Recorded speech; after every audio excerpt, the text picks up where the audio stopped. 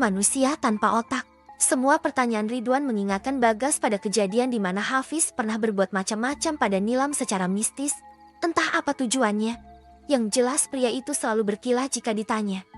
Berawal dari suatu sore, semua anak-anak Pak Wahyu berkumpul di rumah untuk makan bersama. Para wanita sibuk bercanda gurau di dapur, memasak serta menyiapkan hidangan penutup termasuk minuman segar. Permintaan dari Pak Wahyu, keluarga masuk tenang, tentram. Nilam sibuk mengoceh tentang Aris yang melamarnya secara romantis, memberi cincin, bunga, dan permintaan secara langsung kepada orang tua. Janji akan menikahi dengan pesta di sebuah hotel mewah. Sementara para pria hanya mengobrol di ruang tamu, menyimak Pak Wahyu yang sibuk menceritakan pertandingan bola. Tadi malam, Hafiz lebih banyak merespons, sedangkan Bagas hanya sesekali menimpali karena dia tidak terlalu suka dengan acara olahraga. "Kang Hafiz ini, pasangin gas," teriak Indah dari dapur. "Iya, sebentar Pak." Pria itu beranjak dari tempat duduknya. Begitu juga Pak Wahyu yang berpamitan pergi ke kamar mandi. Saat itu, Bagas yang baru saja menyimpan ponselnya melirik ke arah kursi samping tempat Hafiz tadi duduk. Ada dompet tergeletak di sana. Semua tampak biasa. Karena takut ada sesuatu yang berharga, ia memindahkan benda tersebut ke meja. Namun, ada yang jatuh ke lantai saat bagian tengahnya terbelah. Sebuah kain putih yang dilipat 4 tergeletak di lantai. Sayangnya, ketika diangkat lipatan yang tidak rapi membuat secarik foto di dalamnya jatuh. Dahi Bagas mengernyit karena foto itu langsung menampakkan wajah Nilam yang tengah berpose dengan 2 jari ditempelkan ke pipi. Bagas membalikan foto itu. Di bagian belakang, ada sebuah tulisan berwarna merah yang sepertinya bahasa Sunda kuno. Cepat-cepat Bagas merapikan benda itu seperti semula lalu menyimpannya kembali di kursi. Sebelum Hafiz datang, Bagas sibuk bermain ponsel agar tidak dicurigai. Benar saja, Hafiz seperti kaget mendapati dompetnya berada di atas kursi. Dengan cepat pria itu duduk, lantas berbasa-basi mengajak Bagas mengobrol. Akan tetapi, Bagas memilih menjawab seperlunya. Karena merasa ada yang tidak beres dari diri Hafiz, gegas ia pun pergi dengan alasan ingin menelepon seseorang. Tak berapa lama, Bagas kembali karena acara makan dimulai. Semua hidangan tersaji di atas tikar. Sebab dengan lesehan seperti itu, akan lebih terasa kekeluargaannya. Semua tampak menikmati menu sederhana tersebut. Mata Bagas tak luput memperhatikan tingkah Hafiz. Pria itu selalu mencuri pandangan pada Nilam dengan tatapan nakal. Bahkan, ia tak segan menawari lauk pauk pada adik iparnya. Sedangkan Indah yang memang polos, bersikap biasa saja karena berpikir hanya hubungan adik dan kakak. "Kenapa sih? Dari tadi ngelihatin mereka terus," bisik Nur yang ternyata menyadari sikap dingin suaminya hari ini. "Gak apa-apa, cuma seru aja," jawab Bagas asal. "Seru apanya? Pikir mereka lagi main game." Bagas kembali menyantap makanannya tanpa menghiraukan pertanyaan Nur. Toh, ia sendiri bingung harus menjawab apa. Akhirnya semua lebih husu menikmati makan-makan hari ini. Meski sesekali diselingi oleh candaan, Bagas berusaha bersikap biasa saja. Meski di hatinya selalu ada yang mengganjal. Selesai makan, para wanita kembali sibuk membereskan piring kotor. Tugas Nila mengangkut wadah sudah selesai. Tinggal Indah dan Nur yang akan mencucinya. Bu Rosidah malah menyuruh Nilam untuk pergi ke warung untuk membeli sesuatu. Gadis penurut itu bergegas pergi. Bagas memperhatikan gelagat Hafiz yang juga ikut melongos dari tempat duduknya. Merasa curiga, Bagas pun ikut beranjak. Meminta izin pada Pak Wahyu untuk keluar sebentar. Padahal ia tahu bapak mertuanya ingin sekali ditemani merokok setelah makan. Kepergian Nilam dan Hafiz terasa begitu cepat, menghilang. Hanya saja, Bagas yakin keduanya belum jauh. Buru-buru pria itu melangkah ke arah jalan yang pasti akan dilewati Nilam saat akan ke warung. Langkah Bagas tertahan. Segera bersembunyi di balik pohon besar dengan semak-semak yang rimbun. Hafiz tengah berdiri bersama Nilam. Mereka saling berhadapan. Sialnya, Bagas tidak bisa mendengar apa yang dua orang itu bicarakan. Lagi-lagi mata Bagas menyipit saat melihat Hafiz meniup wajah Nilam secara tiba-tiba.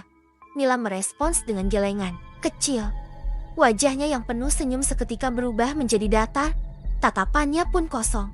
Tangan Hafiz beralih pada rambut Nilam, membetulkan anak rambut itu dengan menyelipkannya pada daun telinga. Begitu juga pipi Nilam tak lepas dari belayannya. Bagas tak habis pikir. Sikap kurang ajar Hafiz tidak mengundang reaksi apa-apa dari Nilam. Pria itu mendekat ke arah telinga Nilam. Beberapa saat Nilam mengangguk.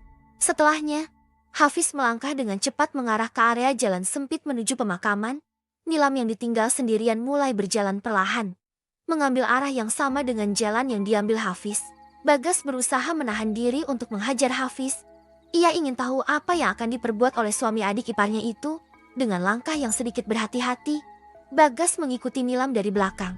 Dari kejauhan, Nilam tampak ditegur oleh beberapa orang. Tetapi gadis itu tidak menyahut sama sekali. Benar dugaan Bagas. Nilam mulai masuk ke area pemakaman.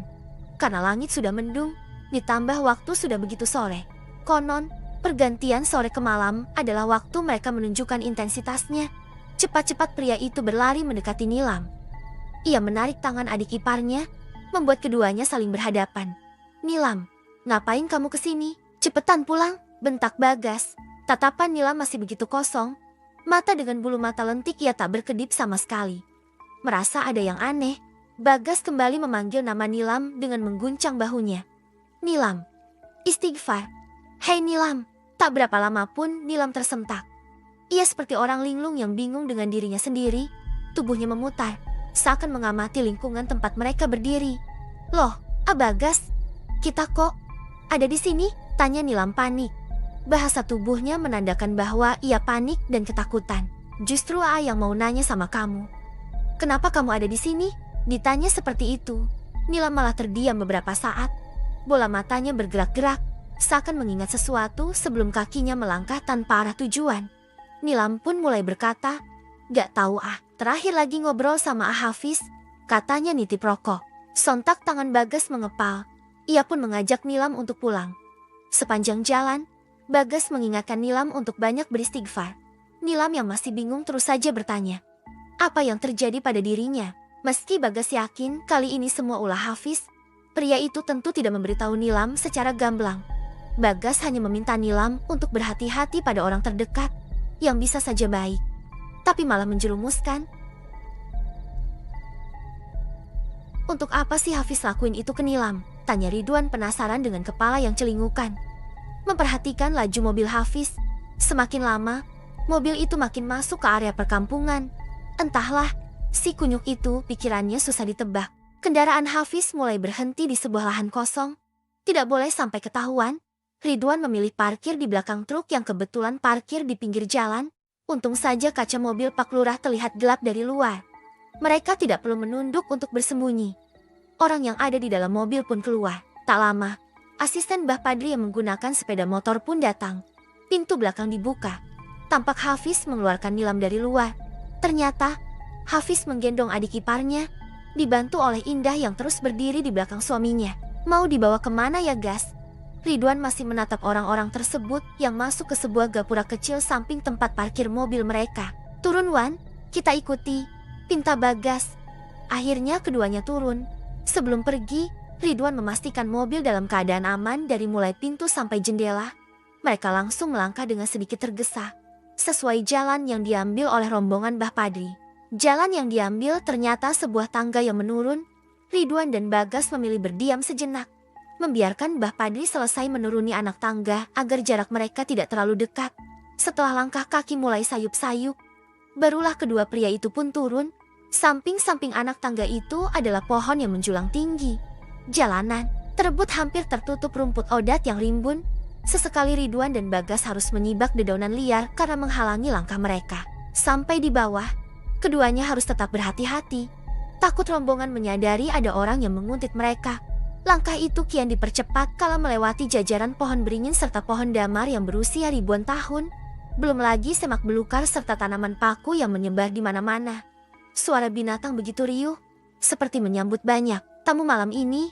Entah berapa kilo mereka berjalan, sesekali harus bersembunyi dahulu ketika Hafiz beristirahat karena kelelahan. Ia kembali berjalan saat asisten Mbah Padri memberinya minum. Kicauan burung cabang membuang suasana di wilayah itu semakin merinding. Langkah Ridwan dan Bagas terhenti ketika menemukan sebuah papan tua yang bertuliskan Hutan Ireng dan Gua Tengkorak. Membaca namanya saja, bulu kuduk mereka meremang. Perjalanan kembali diteruskan, hanya beberapa meter saja. Langkah itu terhenti saat dari tempat mereka berdiri terlihat mulut gua yang lumayan besar. Semua orang tampak masuk ke dalam. Tadinya, Ridwan mengajak untuk masuk, tetapi Bagas menahan pria itu. "Tunggu dulu sebentar, Wan." Beberapa menit saja. Biar ada jarak, ucap Bagas. Ridwan mengangguk. Kedua pria itu pun hanya berjongkok di antara semak belukar, menatap area luar goa, di mana terdapat bebatuan besar saling bertumpuk. Rerumputan yang rimbun membuat Ridwan sibuk menepuk nyamuk yang hinggap di kulitnya. Sebenarnya, mereka mau apa ke sini? Mistik Ridwan. Katanya, mau bersihin tubuh Nilam dari jin jahat. Ya walah walamlah, ada decakan kasar dari bibir Ridwan mendengar pernyataan itu. Padahal, aku udah hubungi orang pesantren buat datang ke rumah Pak Wahyu. Cuma ya, memang belum ada waktu. Kalau pakai cara kayak gini mah, sama aja ngusir jin satu untuk datengin jin yang lain. Musyrik, entahlah pikiran bapak gimana. Jadi curiga kena sirep si Hafiz. Pakai ilmu hipnotis biar bapak sama ibu nurut. Kurang ajar emang si kunyuk itu. Obrolan mereka terhenti saat terlihat 3 orang keluar dari goa. Indah, Hafiz, serta sang asisten, Ridwan dan Bagas kembali menunduk. Mereka saling pandang sejenak, melihat apa yang dibawa oleh Indah. Astagfirullah, Gas, itu si Indah bawa bajunya Nilam Yui. Gila, si Nilam ditinggal sama tuh dukun di dalam tanpa busana. Bisa bayangin kayak gimana jadinya. Ridwan menggelengkan kepala, mulai tidak paham dengan jalan pikiran orang-orang di sana. Biadab, kita hajar mereka wan. Manusia-manusia tolol. Geram Bagas seraya mengepalkan tangan. Urat di lehernya menonjol, menahan kekesalan yang sudah menumpuk di ubun-ubun. Jangan lupa like, subscribe, dan aktifkan notifikasi untuk mendapatkan update kisah selanjutnya. Sampai jumpa di video berikutnya.